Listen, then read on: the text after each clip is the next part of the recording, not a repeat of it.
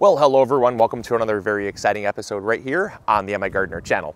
In today's episode, we're out in the garden and I'm in a t-shirt and it's early November. It's crazy how warm it is today. I think it's probably the warmest November day that I can recall in my entire life, which is, just a gift. It's so nice to be out in the garden and have it be nice and warm. Plus, I love spending time with you guys, so I'm super excited for today's episode.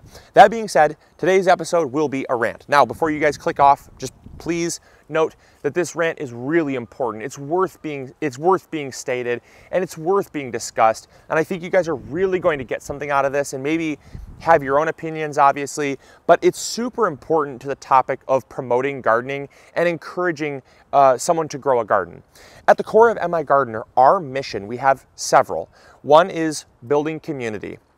The other is helping people grow an easier and more successful garden, helping people to have more fun gardening, and providing accessible information to allow people to know how to garden. So we have several missions, and one of those missions is encouraging people to grow a garden and making it affordable and accessible. And one of the biggest things we hear people say is that they're either not going to put a garden in, or they're going to stop gardening, or they're not going to expand their garden. All negatives, right? You should always be growing big or going home.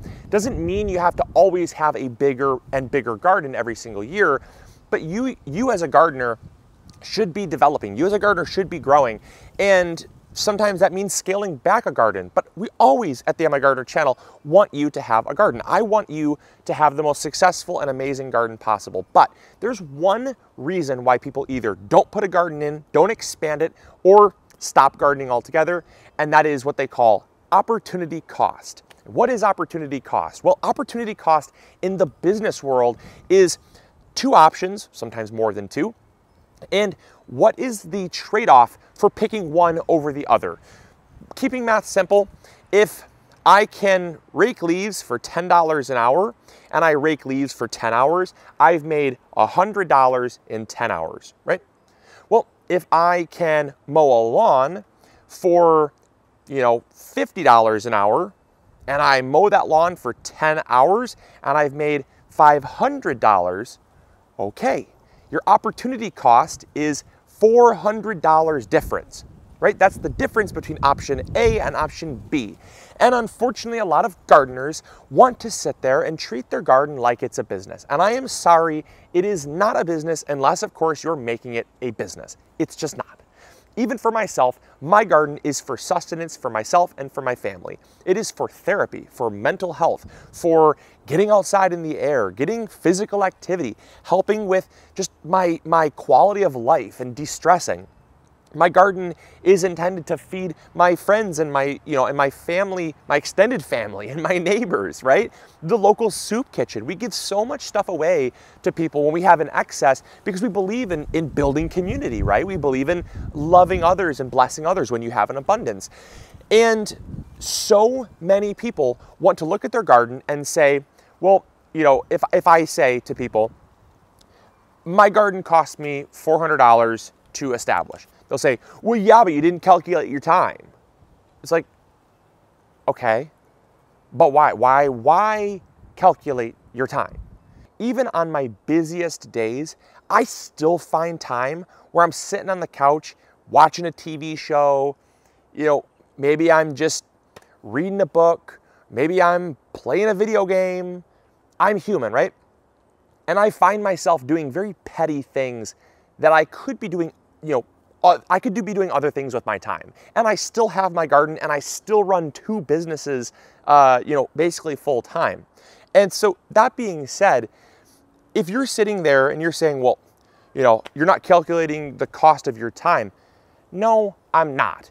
Because my garden is not a business. And it's probably not a business for you either. And so if you look at like the cost of your tomatoes, people say, well, it's not worth growing tomatoes. Well, maybe it's not. Maybe it's not. If you're getting, if you're growing $30 worth of tomatoes and it took you all summer to get $30 worth of tomatoes, it's probably not worth it if you take your time. And you know what? At that rate, don't even put a garden in at all, right? If you're looking at it that way, it'll never be worth your time because there's always going to be some other flashy object that's going to be shining that's going to provide some other type of monetary reward. But at the end of the day, a garden is so much more than just money. Yes, we do save from our garden about $2,000 per year on our grocery bill. That's an average. Last year we saved almost $3,000. We calculate every single, basically everything we harvest that we pull out of the garden, we keep a log of, and I keep just a rough estimate of the cost, the cost savings of what I'm harvesting. And I think there's nothing more, frustrating to me as someone who's trying to promote gardening when someone says, yeah, well, you saved $2,000, but your time was probably worth $10,000. So, really you lost $8,000 worth of opportunity costs. And it's like, what would I have been doing with that time? If I wasn't in the garden, I'd be sitting on my duff, just turning into dust. Don't do that. And I think there's nothing wrong with opportunity cost if it's your business. If you're running a commercial farm, absolutely. It should be like, okay, it takes me 3 hours a week to manage these crops. It's a job for you, right? This is like your livelihood. If this is a hobby and it's for your free time, it's for the benefit of your health and your family and your friends and stuff like that, there's other value. It's called intangible value. That's what the business industry would call it. There's intangible assets to a garden, right? What value do you put on your mental health? Well, I could be going to a therapist for things like anxiety and depression and spending, $200 a session. I'm just throwing out a number. Or I can spend 2 hours in my garden, right? Okay, well there, I just saved $200 every single time. I don't have to go to a therapist. I saved $200, right? Just again, throwing out numbers. There's the quality of food is so much higher in your garden than it is at the grocery store. There's so much more diversity. I mean, I can grow 300, 500 different tomato varieties and my grocery store only has one, right? So, there has to be some value you put on those things. You can't just say apples to apples comparison. It's not. It's like apples to oranges. It's totally different. And on top of that, all of that being considered, if you are really so focused on money, that money is the only thing that matters to you, I would probably wager you have other things going on in your life that are probably more of a concern. I'm just throwing it out there. I'm just saying that if money is your only focus, you may be focusing on the wrong thing too much, and it's taking your mind and your perspective away from other things that may want your attention. If you have family members, you might want to hang out with them every once in a while. You're probably so focused on money that you're missing the forest for the trees, right? It's like, don't do that to yourself. You're too focused on one thing. And the very, very last thing I'll add to this kind of rant/discussion is that if you are someone that is calculating the time that it takes compared to the harvest that you get and looking at it dollar for dollar, don't be growing things that are low dollar. Don't spend time growing things like corn and potatoes. Why would you? You can get a dozen ears of corn for $3. You can get 50 pounds of potatoes, even around here that are organically grown, for $15. It's so inexpensive. And so I really don't know why you'd spend all of that time and effort and space growing things that are low dollar value. Grow things like herbs, like basil is $18 a pound. I can grow $200 worth of basil in a single raised bed. Grow things like kale. A bunch of kale is $3. I can grow $200 worth of kale. Grow tomatoes and garlic and other leafy greens like spinach and lettuce. Those are super high dollar things. Those are things that you're going to spend basically the same amount of time in your garden, but you're going to see a much higher dollar value out of your garden.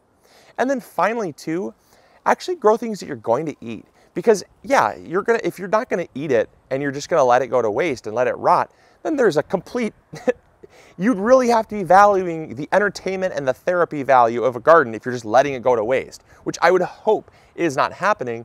But if you're just letting it go to waste, what's the point of even growing it? If you don't like Brussels sprouts, don't grow Brussels sprouts. Yeah, they're super expensive in the store, but that doesn't mean anything. Unless, of course, you're selling it to a neighbor or taking it to a farmer's market, there's no point in growing it because there's no one that's going to be benefiting from you growing Brussels sprouts if you yourself don't eat them or sell them or give them away. So yeah, just grow things you're going to eat and enjoy. Grow things that are high dollar value. if you're the type of person that is assessing the cost of your time versus the savings of the produce. And that's if. So let me know what you think in the comments box down below. I don't know. I see this comment coming up so frequently that I had to kind of just get it off my chest. And hopefully I said it in kind of a concise and, you know, well thought out way. But anyways, I'm gonna get back to enjoying my beautiful day. Hopefully you guys are having an awesome one as well. And hopefully you guys continue to have a great rest of your day. And as always, this is Luke from the MIgardener channel, reminding you to grow big or go home. We'll catch you guys later. See ya. Bye.